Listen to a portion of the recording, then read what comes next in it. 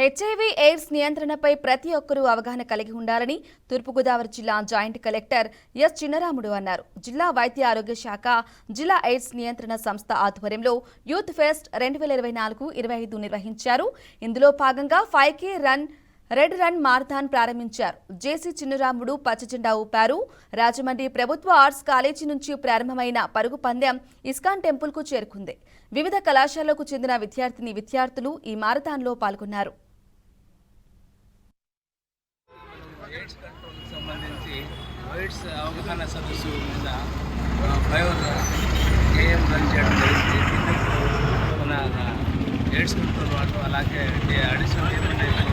అలాగే sports authority వాళ్ళు, అలాగే ఆర్ట్స్ కాలేజ్ సంబంధించిన విద్యార్థులు, వాళ్ళ ప్రజాప్రతినిధులు, ప్రజలను కూడా పాల్గొనడం.